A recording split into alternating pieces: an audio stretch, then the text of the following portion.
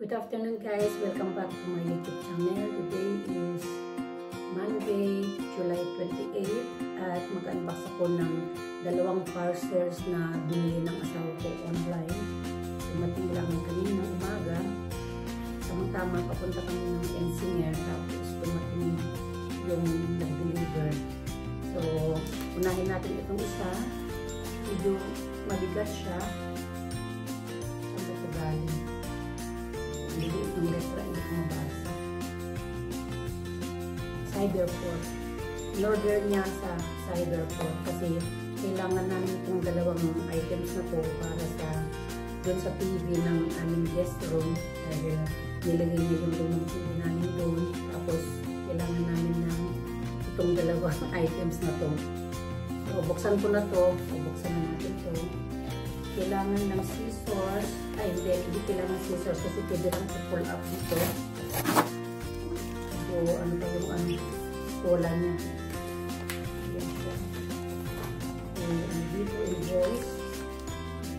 Ayan. Sa Apple pala to. Apple TV 4K. Tapos ganito ang itsura niya. Meron din kami ganito sa sa basement dahil kailangan din doon sa TV namin sa basement. Pero yung TV namin din sa basement, Sony. Tapos yung lalagyan nito, Vivid TV. Yun yung gaya na sabi ko kanina, lumang TV namin na pinalitan sa living room. Ayan, nakasave pa siya.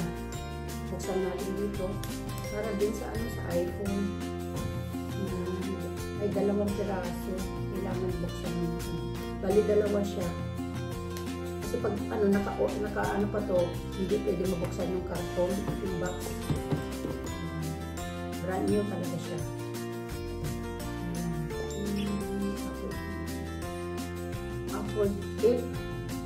Apple kasi sa German, pero Apple TV. Ewan ko, Apple or Apple. Sa German kasi Apple ang bigkas. Ayan siya guys. Kita mo yung logo ng Apple. Sana hindi malagkit yung kamay ko para hindi siya nabalik. Tapos meron siyang remote control. Kapak talaga siya.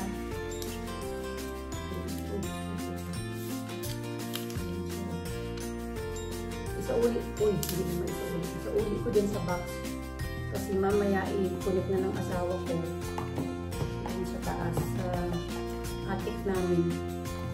Tapos nandito yung cable wire ito saksakan niya. At syempre meron ding manual. Hindi naman yung manual niya. Wala nang laman. Balik ko lang muna dito kasi pangalan nito asawa ko na lang connect doon sa taas. Ano pa ba yung dito kanina? Ito. Tapos itong Apple TV 4K. Ang ganda ng box, ang kapal. Ito naman ay loudspeaker kasi yung TV dun sa taas wala siyang built-in na loudspeaker. So binilhan niya ng extra kasi yung loudspeaker ng luma ginamit namin dito sa living room.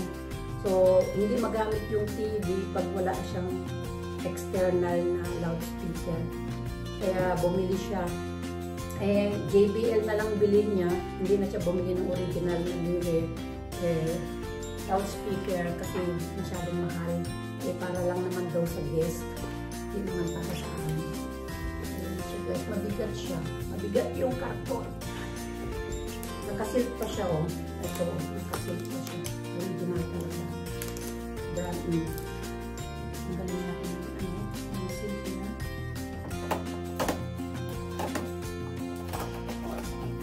Kasi ba?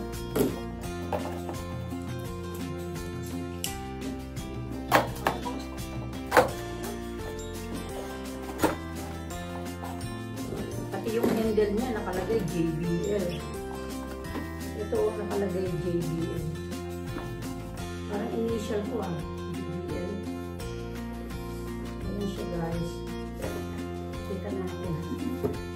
Yung karton ay ayan.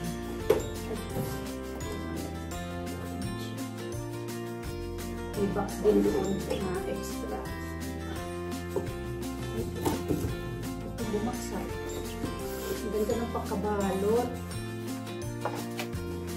Tapos ito siguro yung yung cable niya.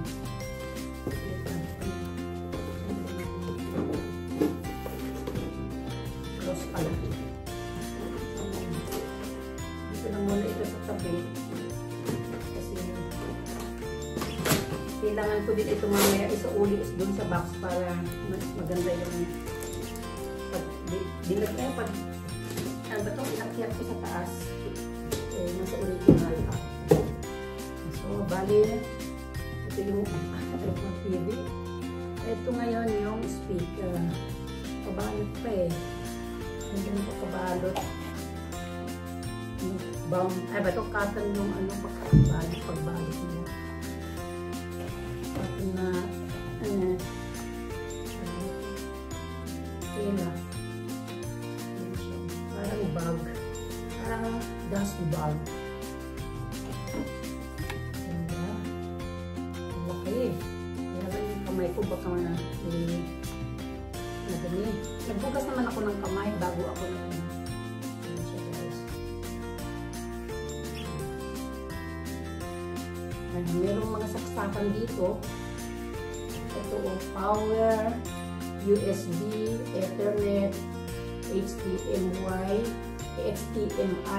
in, HDMI out, TV, ARC TV, EARC, and optical. So, dyan yung mga kung saan isaksak yung internet. Tapos, may balot pa dito. Bali, magiging ganito ang pag nilagay mo sa table. Yung speaker na sa baba, yung TV na sa taas. Bumili pa kami extra ng ng cable para din sa TV. Kasi yung kwarto ng anak namin, gagawin guest room dahil may dadating siyang bisita na taga-India.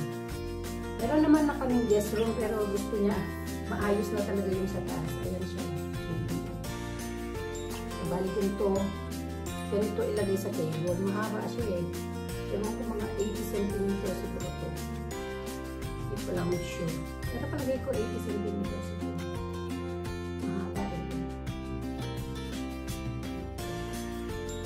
Uy, lahat. Hindi kaya ng isang kamay ko. Ay, meron din dito. Pwedeng mag-minus, mag-plus. Ewan ko para saan ito. Yung siguro yung pangalan nito, yung sa speaker, kung pwede mo palakasin o pwede mo siyang kahinaan. Tapos meron ditong box. Ito siguro yung cable niya. Ito lang muna siya. Ito manual. Quick start guide.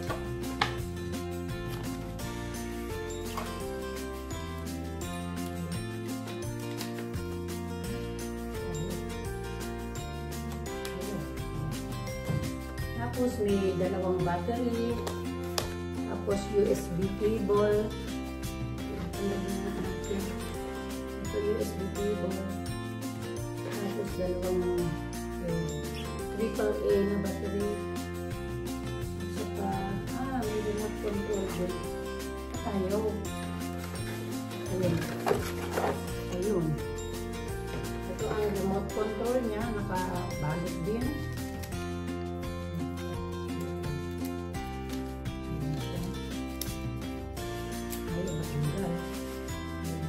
Hindi ko na masyadong tanggalin kasi baka hindi ko maisuulit mamaya. So, dito yan siya. Tapos sa ilalim wala. Pero dito meron pa siyang cable dito. Yung charger niya. Saka yung nasa side. Meron pang nasa side Ayan yun. Extender niya siguro. Dalawa siya. Extender niya siguro. Oh, extender nga niya. Sorry guys, nag-stop yung pag-video ko.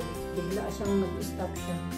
So, hindi ko na lang ipakita kung ano yung hindi ko na ilagay dito kanina. Basta isinauli ko sa box yung mga laman ng box na para sa speaker. Bigla na lang nag-stop yung video ko. Ewan ko kung bakit. May interruption siya. Anyway, tapos na ako nag-unboxing. So, ito yung 4K TV ng Apple. Wi-Fi plus Ethernet. Ako, maano talaga yung kamay ko. O meron siyang dito na. O may FET. Okay. Tapos, dito din, nalagyan na. Tapos, ito yung sa loudspeaker. Ganun na lang guys. Maraming salamat sa panunod ng aking unboxing. Pasensya na at na-interrupt kanina. Bigla siyang tumigil. Ewan ko kung bakit. Wala naman akong ginalaw sa camera ko. Anyway, maraming salamat sa panunod ng aking unboxing. Lalo na sa aking maraming salamat sa aking ano ba yung Tagalog ko? Nawawala na ako. Ulit natin. Maraming salamat sa panunod ng aking unboxing at syempre sa aking mga subscribers. Maraming salamat. Lalong-lalo na sa aking family, sa family ko sa Tumawini, sa Pampanga, sa Manila. Ang kuya ko lang ang nanonood. Maraming salamat kuya at pinapanood mo yung premiere ko. Minsan, hindi siya nakaka-attend, nakatulog na siguro siya. Maraming salamat din pala sa family ko sa Tumawini, nabanggit ko na kanina, sa Manila, family ko sa Macau, sino pa ba?